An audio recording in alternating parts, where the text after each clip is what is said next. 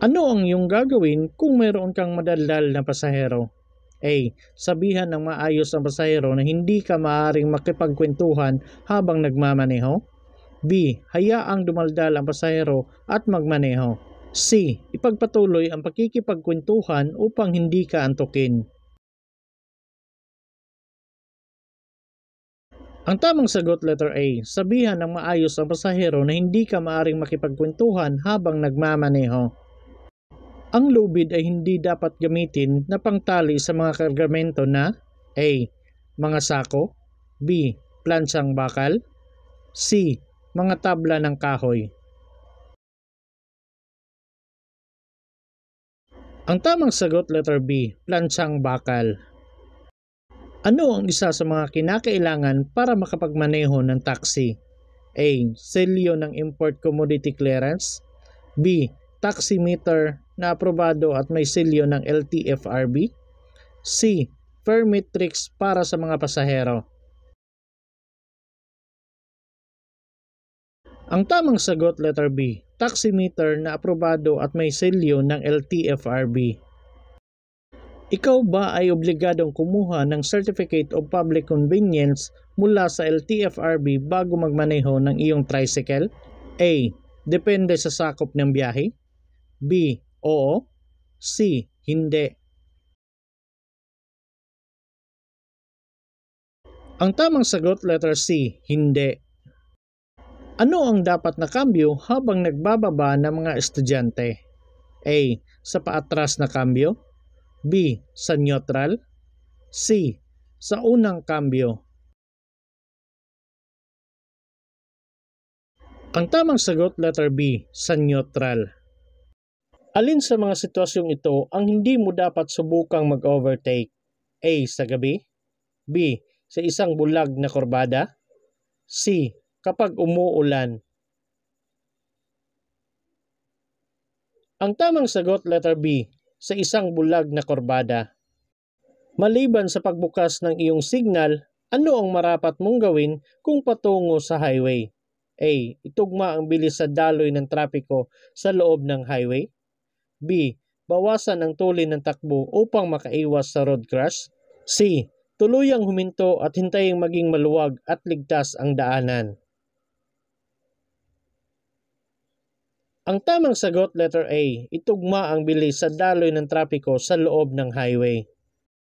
Bakit dapat suriin ang iyong sasakyan kapag maglo-long expressway journey? A. Maaring bumagal ang iyong takbo kapag hindi na-check. B. Ang mabilis na pagpapatakbo ay maaaring magdulot ng pagkasira ng iyong sasakyan. C. Hindi nag-aayos ng sira ang mga estasyon ng serbisyo sa expressway. Ang tamang sagot, letter B. Ang mabilis na pagpapatakbo ay maaaring magdulot ng pagkasira ng iyong sasakyan. Kailan ka dapat bumusina? A. Kapag gustong gabalain ang ibang motorista. B. Kapag magbigay babala sa iyong presensya. C. Kapag tatawagin ang pansin ng kaibigan. Ang tamang sagot, letter B. Kapag magbibigay babala sa iyong presensya.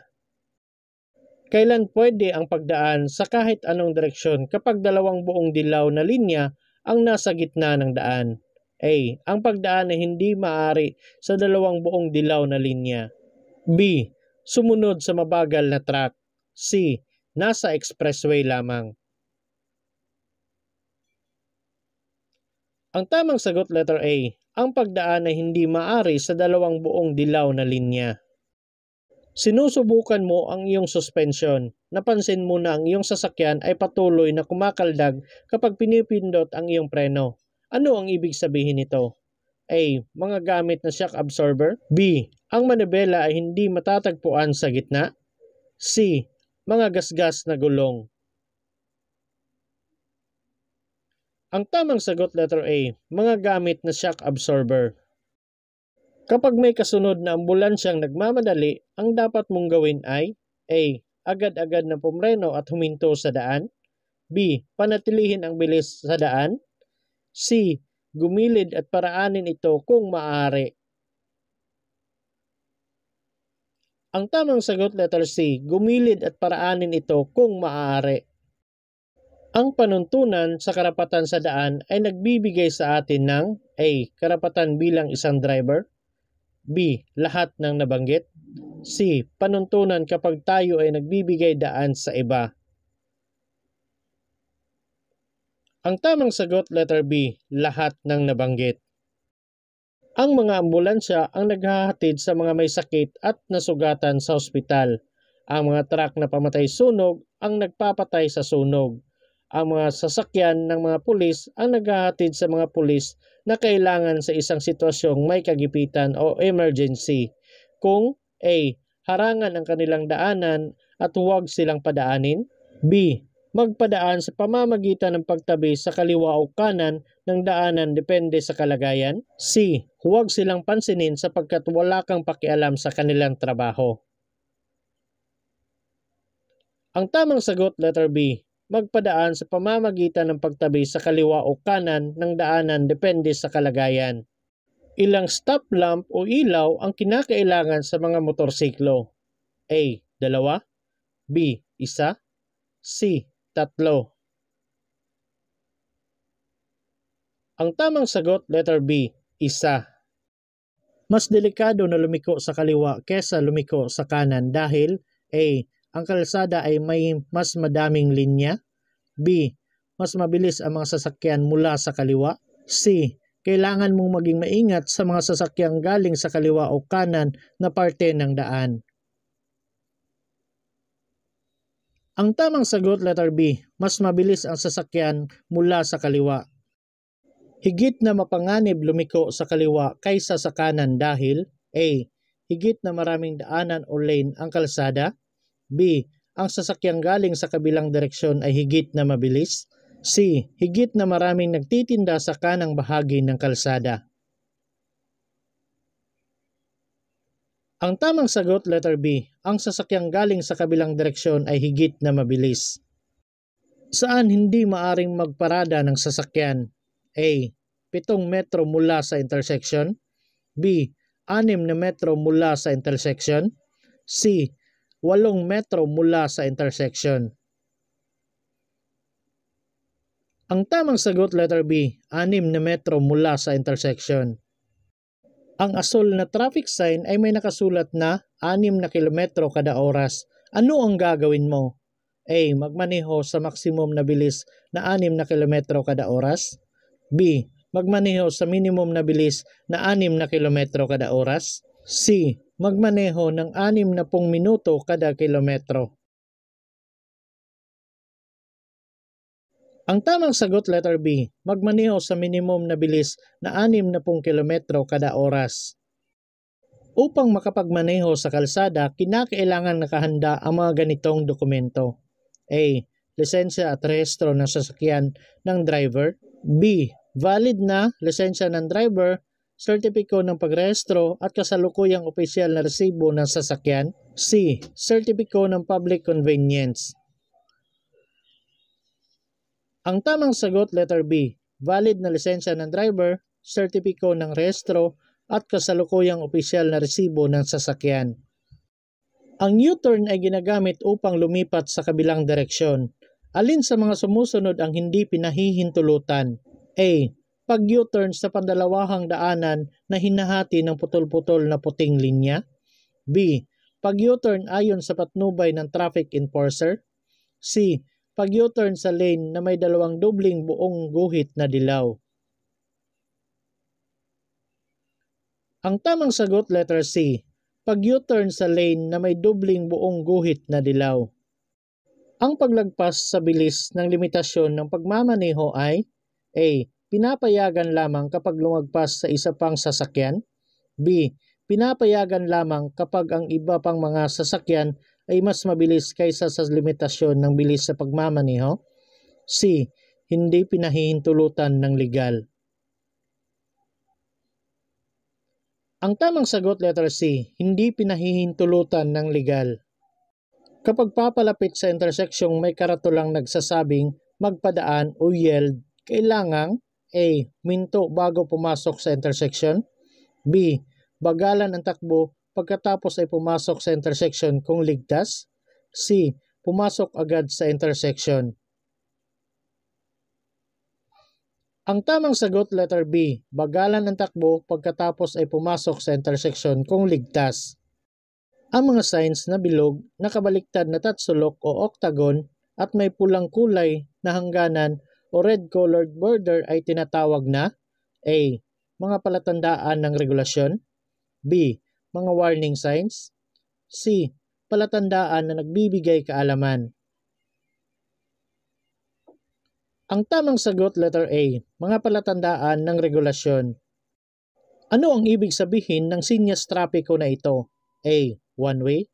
B. Bawal pumasok ang lahat ng klase ng sasakyan. C. Pagtatapos ng kalsada sa unahan. Ang tamang sagot letter A, one way. Kapag naunahan ka ng kotse, ano ang dapat mong gawin? A. Dagdagan ang bilis upang hindi maabutan. B. Manatili sa kasalukuyang bilis. C. Pindutin ang preno at hayaan ng mauna ang sasakyan. Ang tamang sagot letter B, manatili sa kasalukuyang bilis. Ano ang dapat mong gawin kung basa ang kalsada? A. Bilisan pa ang takbo. B. Magpatuloy sa pagliko-liko. C. Bagalan ang takbo. Ang tamang sagot letter C, bagalan ang takbo. Ang mga sumasakay sa motorsiklo ay dapat may pangangalaga at maingat. Dapat silang magsuot ng A. Mga helmet na pang-construction. B. Mga crash helmet. C. Sombrero ng pulisman o guantes. Ang tamang sagot letter B, mga crash helmet. Kailan legal na gamitin ang balikat ng kalsada para sa dumadaan na ibang sasakyan? A. Kapag ang sasakyan sa harap mo ay lumilikong pakanan. B. Kapag ang sasakyan sa harap mo ay lumilikong pakaliwa. C. Hindi pinahintulutang dumaan gamit ang balikat ng kalsada. Ang tamang sagot letter C, hindi ka pinahintulutang dumaan gamit ang balikat ng kalsada. May naghihintay na makatawid sa tawiran ng taong naglalakad. Nakatayo pa sila sa may semento. Ano ang gagawin mo?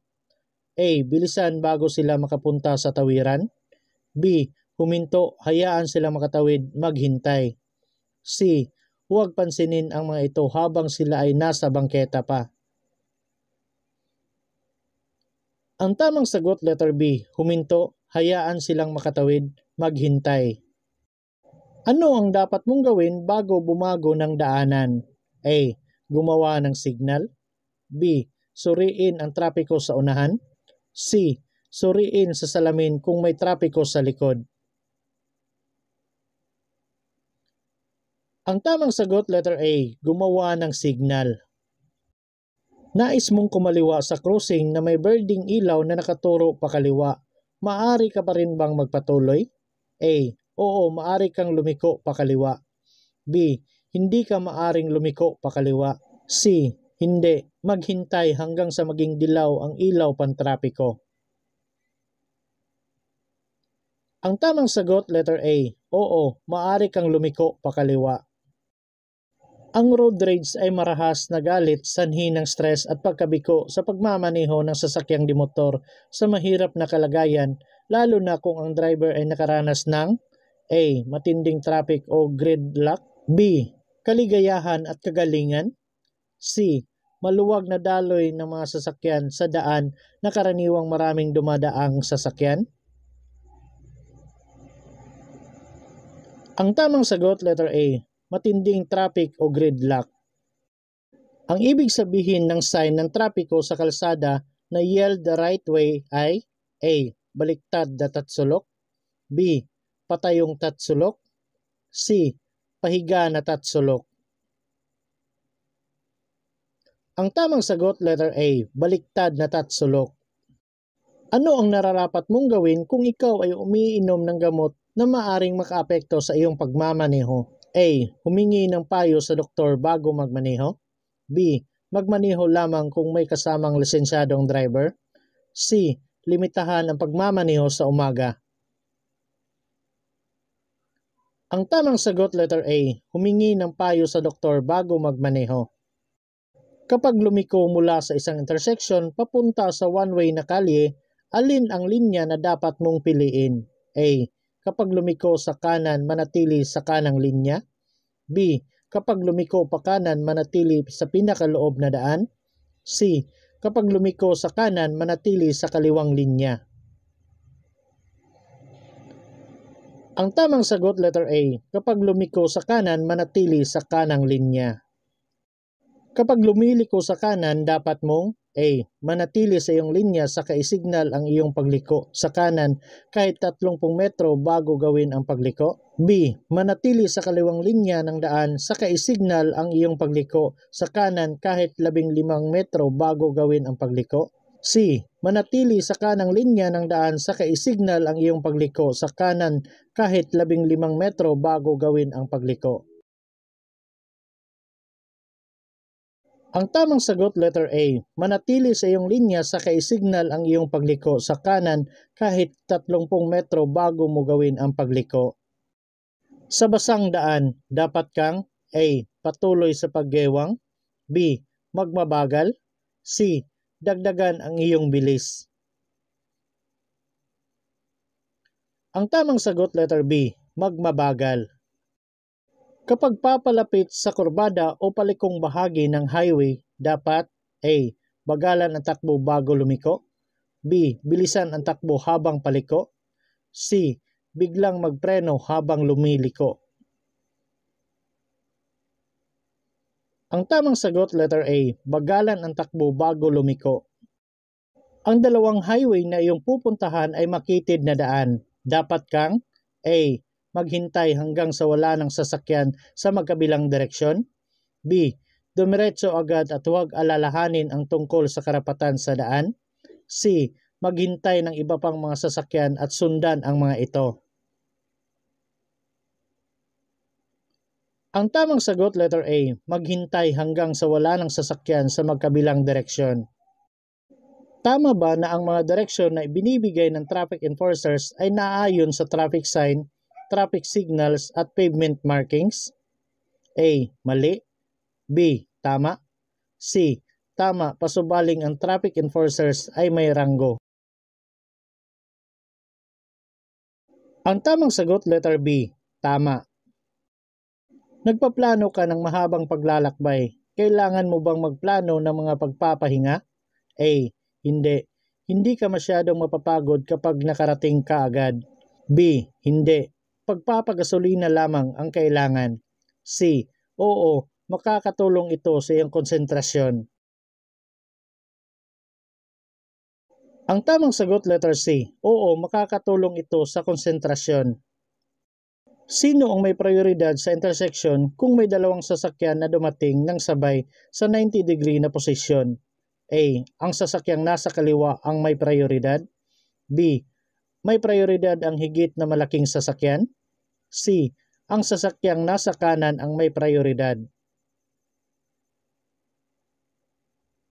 Ang tamang sagot letter C. Ang sasakyang nasa kanan ang may prioridad. Ayon sa Republic Act 4136, ang Student Driver's Permit ay maaring ibigay sa mga may malulusog na pangangatawan at pag-iisip at dapat ay hindi bababa sa edad na A. 16 na taong gulang. B. 18 taong gulang. C. 20 taong gulang. Ang tamang sagot letter A. 16 na taong gulang. Ano ang ibig sabihin ng ilaw trapiko na ito?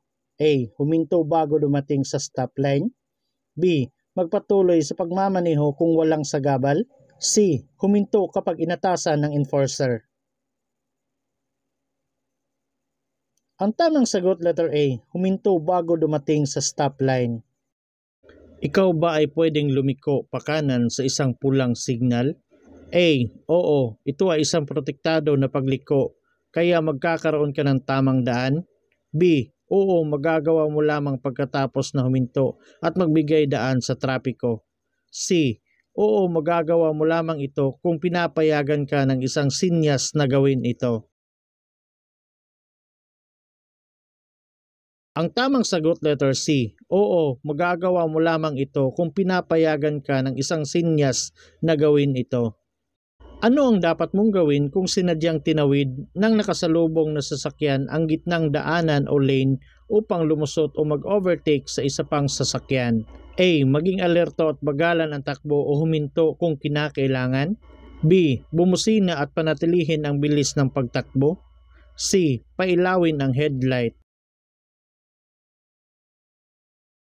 Ang tamang sagot letter A. Maging alerto at bagalan ang takbo o huminto kung kinakailangan. Paano ka dapat pumarada sa tabi ng sasakyan na may ganitong sticker? A. Pumarada nang nakasampa ang dalawang gulong sa bangketa. B. Pumarada malapit sa kabilang gilid ng sasakyan.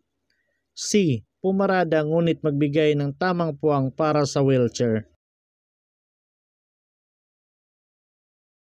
Ang tamang sagot letter C. Pumarada ngunit magbigay ng tamang puwang para sa wheelchair. Kung may nakita kang bola mula sa likuran ng isang nakaparadang sasakyan sa isang kalye, malamang may batang nakasunod dito. Ano ang gagawin mo? A. Bilisan ang takbo. B. Bagalan ang takbo. C. Bumusina at panatilihin ang bilis ng takbo. Ang tamang sagot letter B. Bagalan ang takbo. Alin sa mga sumusunod na halimbawa ang maaari mong gawin kapag tumatawid sa isang sulong-solid na dilaw na linya? A. Pumunta sa isang driveway kung ligtas na gawin ito. B. Upang dumaan sa highway. C. Upang dumaan sa isang U-turn na highway. Ang tamang sagot letter A. Pumunta sa isang driveway kung ligtas na gawin ito. Ang pagmamaneho habang malakas ang ulan ay maaring maging lubhang mapanganib dahil ang kakayahang makita ay limitado. Ano ang dapat mong gawin? A. Kung hindi mo makita ang higit sa 20 metro sa harap mo, i-on ang iyong headlight at maghanap ng isang ligtas na lugar para pumarada. B. Bawasan ang bilis para mas ligtas. C. Magmaneho ng mas mabilis hanggat maaari upang makaligtas sa lalong madaling panahon. Ang tamang sagot letter A. Kung hindi mo makita ang higit sa 20 metro sa harap mo, i-on ang iyong headlight at maghanap ng isang ligtas na lugar para pumarada. Kapag papalapit sa isang baha na lugar at kailangan mong dumaan dito, ano ang dapat mong gawin? A. Dagdagan ang iyong bilis upang makatawid ka agad sa baha. B. Panatilihin ang iyong bilis, total ang karamihan ng sasakyan ay may water insulation naman.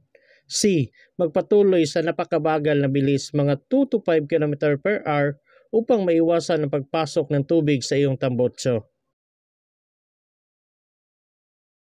Ang tamang sagot letter C. Magpatuloy sa napakabagal na bilis mga 2 to 5 km per hour upang maiwasan ang pagpasok ng tubig sa iyong tambutso.